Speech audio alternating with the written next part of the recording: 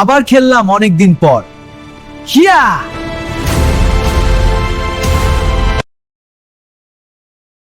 তো yup guys, আবারও খেলে ফেললাম ক্ল্যাশ অফ ক্ল্যান্স অনেকদিন পরে দেখতেছি, এই জন্য একটু লোড নিতেছে। সুপার সেলের আইডিয়া একটু দিয়ে নেই, তারপরে আবার শুরু করব ক্ল্যাশ অফ ক্ল্যান্স। এটা বেশি দিনের জন্য আসা হয়নি, আজকে একটু ঢুকে চেক আপ করে আবার চলে যাব। খালি আজকে দেখতে এসেছি যে ভিতরের বিলেসটা কেমন আছে, আমার আগের আইডিটা আসছে নাকি নাই, নাকি আমার নতুন আইডিটা আবার খেলা লাগতেছে। চলুন তাহলে দেখে আসি। এটা লোড নিতেছে না, তার একটু সমস্যা করতেছে।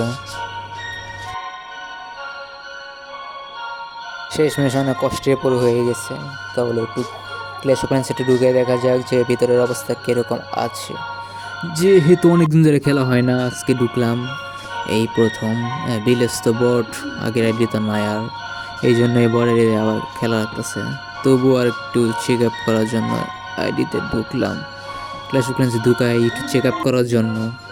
ভাই খেলাটা কিন্তু আগের মতো আর পারি না, একবারে পুরাই বট হয়ে গেছে। আগে তাও একটু খেলা পারতাম, এখন এক লেভেলের, মানে সব কিছু লেভেল 1, ভিলেজের সব কিছু লেভেল 1 থাকা সত্ত্বেও টাউন লেভেল কম, তাও পাইতেছি না। মানে কি একটা অবস্থাই খারাপ হয়ে গেছে না খেলতে খেলতে। মানে একটা জিনিসে যদি প্র্যাকটিস না থাকে আসলে ওইটা আর সম্ভব হয়ে ওঠে না। প্র্যাকটিস ছাড়া, প্র্যাকটিস লাগবে অবশ্য মাস্ট।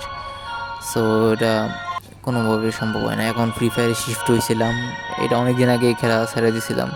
পরে আইডিটাও আমার চলে গেছে, এই জন্য এটা তো অনেক গেমস টপ আপ করছিলাম, অনেক দিন ধরে খেলতাম।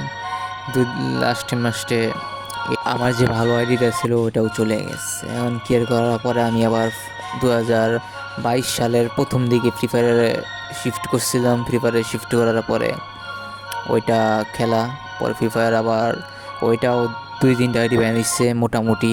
পরে ফ্রি ফায়ার এখন মোটামুটি এত খেলি না, কিন্তু কাস্টম মাঝে মাঝে খেলা হয়। কিন্তু আগে বেশিরভাগই র্যাঙ্কের বাংলা র্যাঙ্ক পুষ দিতাম। আরেকদিন আমি আমার ফ্রি ফায়ারের পেছনের গল্প শেয়ার করবো না অন্য একটা ভিডিওতে, ওইটা আলাদাভাবে পোস্ট করা হবে। এটার মধ্যে আপাতত নাই বলি, ওটা আলাদা করে একটা বলবো। ওটা একটা লং স্টোরি আর খুবই দুঃখজনক স্টোরি। সো অ্যাপ গাইস, আজকের মতো এই পর্যন্তই। টাটা।